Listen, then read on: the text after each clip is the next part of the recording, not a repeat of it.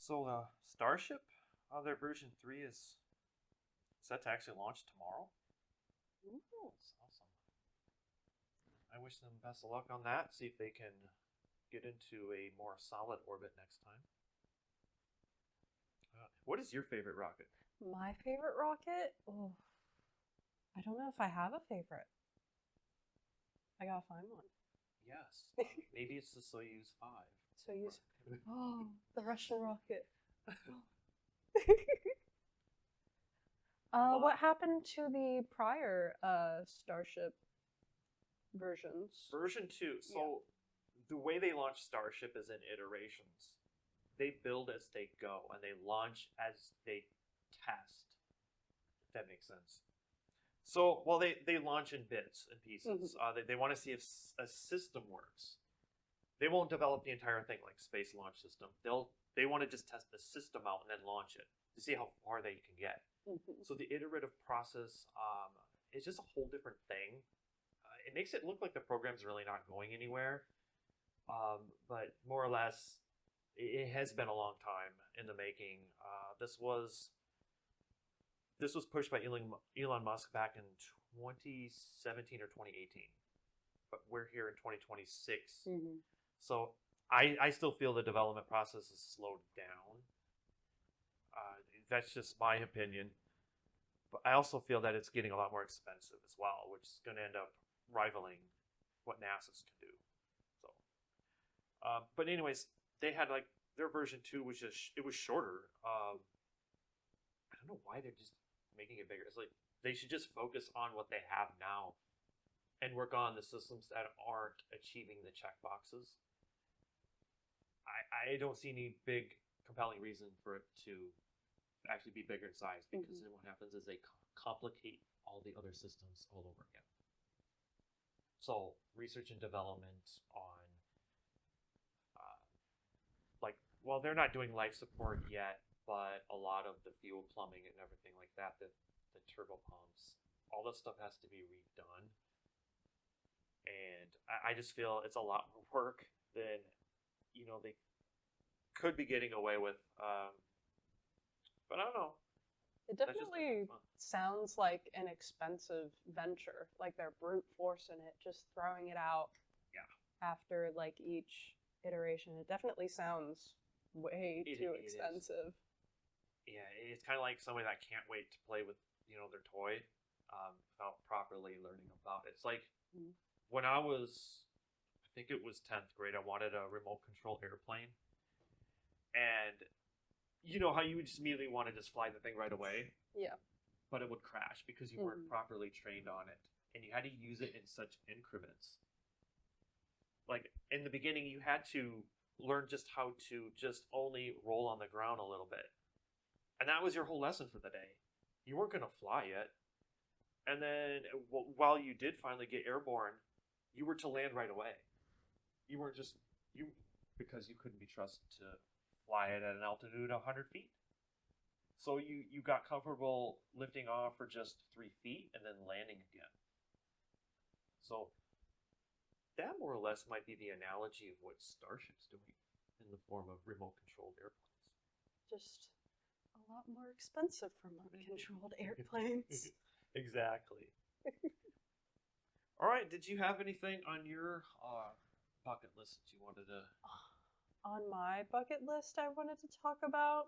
I mean, not really that I can think of too much. I mean, with the mention of movies here, not something that would be better if it was in space, but I think a space movie, or at least it has some things to do with space, that I watched a little while back is the 2001 Space Odyssey.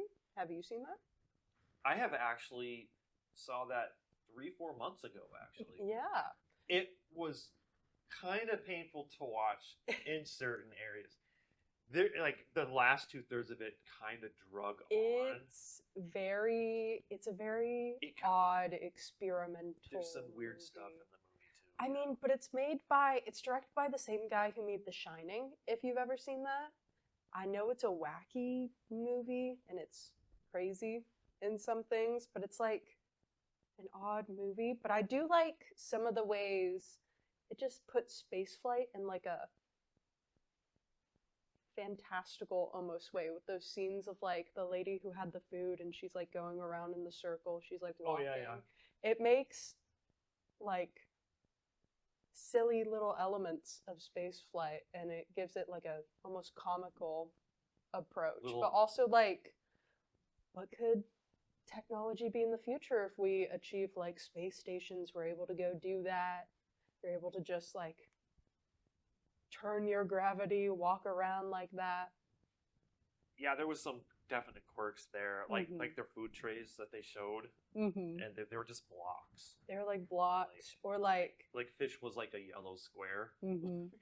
What's up with that? And some of the things were like things with tubes. It was so funny. Yeah, the tubes. Yeah. Oh, that was hilarious. But yeah, if you haven't seen the movie 2001: Space Odyssey, just watch it with an open mind. It is a long movie. I think it's like 3 hours. Maybe watch it with a friend. It's an experience. Yeah. If you can get through the ape scene. If you get through the apes, you're a champ. Yes. But because that was hard to watch. If you have to skip, like, it does tell a story. It tells a really interesting story. There's also apparently a sequel to it that I found. My film professor said it's not related to it in the slightest, and I'm like, then what are we talking about? But it's a good movie. It's maybe not a good movie, but it's a cool movie in some ways. And don't watch it if you don't have an open mind and an open heart, and if you don't want to be like what just happened at the end. Because that will be what it is. If you guys wanted to have more stuff to talk about it too, the director Stanley Kubrick also was the one who did Eyes Wide Shut, which is super controversial, and he died after. That's why he's the one that like the conspiracies are about, like the fake moon landing. He was the one that they are saying they recorded it. So if you guys want context to talk about, it's like it's funny. Deep. It's deep. If y'all don't know, I'm like, funny. ooh, I was sitting here like exploding when you guys were talking about it. I'm just like waiting to tell you. But yeah, like he's the one who did The Shining, 2001: Space Odyssey. He did Eyes Wide Shut, you know, the one where they're talking about like the elites and all that stuff, all the conspiracy theories. And that movie was supposed to be a longer movie, but then like they told him that he couldn't do it, and then like he died, and then they released like the cut version. But and it's like crazy too, which I haven't finished that one. I actually forgot that. I started watching it a couple of weeks ago. But like that one, it's crazy. Like it's crazy stuff. But yeah, he's the one that like about the whole like fake the moon landing and everything. Like he's supposedly the one that recorded it in that theory. Like that's the guy. Funny. Like that's the one. That's so funny. One Space Odyssey was very interesting and very weird and very good. Like I don't like older movies. I don't really like movies at all. Like I'm not like I just don't like, I don't have the attention span for it. So like for me to sit down through that whole movie, like an older movie, and it's like kind of like weird and kind of slow and it's kind of quiet sometimes, like it's really good. It's like a fun older movie. It is, because it's like you're trying to understand. Sometimes it doesn't show its age, but it does show its age in some different way. They call those timeless movies. Yes. And they're just strangely executed perfectly. Right. Just like Star Wars is like that too. Right, exactly. Like I feel like a lot of those like older sci-fi movies have that, because it's like you can't really tell. It's not in the world that like they were in at the time. It's like what they thought the future would be, which is like kind of like how we still do sci-fi movies today. It just looks different. We have better technology now. Yeah. Yeah. I think people should go back to those old retro sci-fi movies. I think they're funny. I like the technology of how it like the tinfoil ray guns. Yep. Guilty as charged watching those. As I started being a space fan, I just started saying, what the heck, I'm gonna just try these old timey stuff, because I actually internally like the 1950s and 60s for some reason. Just the aesthetic of like the retro sci-fi vibe. Yeah, I love it. Yeah. If you like spaceflight history, I do have also a vintage retrospect. So that's another YouTube channel I do, where that's all, like the design behind it is that late 50s and early 60s. It's actually based on the design called Googie style. Interesting. I recently learned that Googie style. It's got your curves, like they look like art palettes and stuff like that. Yeah. This type all of the stuff. space, Yeah. like they call that space age design. Yeah, Mhm. I'd say that Yeah. would be that. That Chip's Diner. That's I love that Mhm. stuff. I love that. I'm so Yeah, for It's that.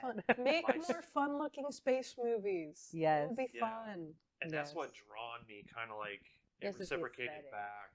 Mhm. It's like, wow, I really like. And then I started watching sitcoms from the '60s. So Mhm. now I'm watching Bewitched, and I Dream of Jeannie, which is so cool because I did not know that was about space flight. It's about an astronaut or two astronauts and a genie. I mean, what could go wrong? Everything went wrong. Every episode. Oh.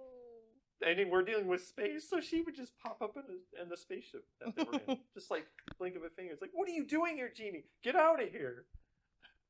Or vice versa. Genie would just send them to weird places on Earth by a blink of an eye, you know? This show is so wacky and fun. I do highly recommend that as a space show. No matter what kind of space fan you are, at least give it a shot. I Dream of Jeannie, starring Larry Hagman, Dream of Jeannie. Barbara something. Oh, you've got it pulled up. I'll look at the IMDb real quick. It's Barbara something. If I can find it. Barbara Eden? Yeah. Barbara Mhm. Eden, yes. And then Healy, Captain Healy, I can't remember his real name. Bill Daly, Bill Bailey. Mm-hmm. Larry Hagman. Mhm. Yeah, and then for the modern stuff, For All Mankind, I've gotten into. Dave completed the entire series now at season 5. So you start with the rewriting of history of the moon landing, and give you a hint: the Americans did not land on the moon first. Spoiler alert. And then the last season, another spoiler alert, ends on a Mars base going wrong. And I'm not even completed with that season yet. That last episode I watched was pretty it was goosebumpy. Always the thought of space goes wrong is such a Yeah. bone chill type of thing. Like Alien. Mm. Don't get me started on Alien. It's so just alien concepts like that. So crazy. One After Dark, I was in season 2, episode 6 or 7. We were talking about aliens by accident. And Crystal asked, what would I do if aliens were announced? And I said, I don't know. They're here. What can you do? I couldn't give a straight answer. I just go about my day, because is that gonna take away my bills that I have to pay?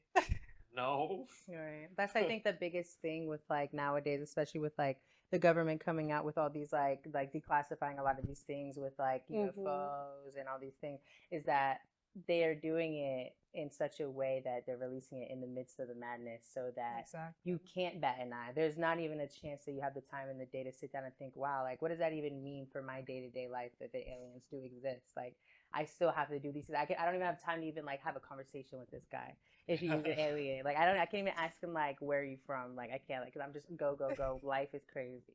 So it's got to a point where it's almost, like, desensitized, too. Like Because it's like, what can you do? Really? You're walking to work and you just see a UFO in the sky. It's like, It's like, oh, wow, that's crazy. I have to go to work. I have a job. I can't deal with But this. it's crazy Yeah, because they are coming out with things. It's very interesting. interesting. It's so But then- many things. They released a couple AI generated videos of Yeah. alien walking with President Trump out of, I think it's like Area 51. Alien walks with President so Trump. stupid looking alien. It's It's like a literally, thick yeah. neck. Like, Yeah. The supposed real aliens have the thinnest necks ever. Yeah, it's like it sucks because like once you see, it's hard to unsee the fact that like there's truth in there, but they're just so muddied with like just with so much like fake stuff and like things that you just don't really know what to believe, and you're just so desensitized that there's no sense of like action to be taken. No, like there's nothing really to do. Like, what can we do really? Yeah. Nor do you have time to plan for like what can you do. You just do because you are. We're here. Mm-hmm. There was a time ago I wanted it to be true, I would love. And then for all it to this be shit. true. It's like it's just whatever. Right. Like, would you guys want to be abducted? I would. Like, I would go I right probably now. wouldn't know the difference. Yeah. Like, Yeah, like- honestly. Like, if I had a question, like, come with me or stay here, I would be gone. I would go. Why not? I mean, if they're gonna do that, just let me. I don't but know, like not fly. knowing, Like, full blown. show me how your systems work, and I'll Right. I'll do your science for you or whatever. And I don't know what kind of science aliens do. Right. Who other knows? than, like the unmentionables on here that YouTube would penalize us for saying. So Let's not think about those ones. yeah. Well, merchandise. Leave us a comment on anything you want me to create. We have T-shirts. We've got mugs. Yeah. I don't even know if you have any ideas. There could be, I know, sites. There's like, you can get keychains, you can get like Tote posters, tote bags. That's a big one. I feel like tote bags are cute. People love tote bags. I love a tote. We love a tote. Yes. Clearly. But yeah, like little accessories like keychain things. I'm trying to think like space related, like what's Yeah. cute Getting space related. ideas. I mean, you can get like concepts for like little keychains and whatnot, posters. I'm not sure. I want to do something for us where they're the clear translucent plaques that light up and then have like space flight whatever. Yeah.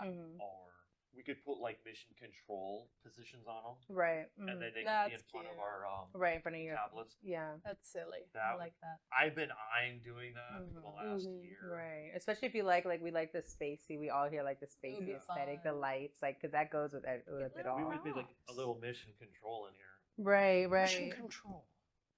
Yeah, we could definitely try to figure out how that we can like make it super like. Speaking of mission control, I have an episode on Vintage Retrospect called "Smoking and Mission Control." It's about how they literally like almost everybody on their consoles had a cigarette. Cigarette cessation while launching Apollo. Like, you can't get any more cooler than that. I don't smoke, but I just think that's funny and cool at the same time. I could ask my grandpa about that. Do you have any information about smoking and mission control to add? He might have been there for that type of stuff. I'm not too sure directly what he was involved in, but I know he was there for a long while. Yeah, if he knows Gene Kranz well, that was the whole culture. Mm-hmm. So yeah, I think that probably will wrap it up for After Dark. By do the you want to way, do the last few things that are on there, or no? oh, I didn't see any last few things. There's the updates and then the thing below that. Oh, I don't have any Orbital Edge updates. Yeah. And the thing below that was a comment from our After Dark. I don't know if I want to feature that. All right. It was just asking something about like the remake of Apollo 13. Oh my god. That did just dawn on me. If that's true, they're gonna remake Apollo 13. Okay. We'll talk about it on another After Dark then. Yeah. We'll punch that in the gut. They're saying something about, I'm not gonna say their name, but Artemis 2 had an imbalance of crew. I mean, they can only fit 4 in the capsule, but Yeah. I think they were limited by the seat count. Probably limited. It would be nice to get a balance of crew, but it's really as it comes and goes. Yeah. Like, it what is. can you get? What can't you get? Who's going to work together? Who is willing to be in That's- space with each other for however long? That's like 60 to 80% of it. It's about working together. If they are not compatible, it just doesn't work out. Like those 4, I saw a bunch of videos of them. They were fun to watch, too. Yeah, and they were on talk shows after the Mhm. mission, and they were awesome to watch. They had Jimmy such a good Fallon, energy. Colbert, I think he was on there, and they were funny too. I love this era now of Artemis, but yet I try to parallel it with Apollo at the same time because I wanted my own Apollo. So by me being interested in the 50s and 60s at the same time of doing this I feel gives me best of both worlds. So, any new space fans out there, I hope you also can feel the same sentiment as I have. So, without further ado, we're going to cut After Dark. Don't forget to watch our main show that we shot about half an hour ago, which was about the NASA budget cuts. I know it's bad news stuff, but it is important to watch so that people can still stay excited about space, even though there are budget cuts, because those are not permanent. That's just a year-by-year thing, and then administrations change, and then we get bigger and better bigger and better budgets. All right, again, I'm your host, Chad, and this is our new spaceflight correspondent, Kylie. And in the back, we have our director, Sienna. All right, we will see you next month. Bye. Bye. Bye.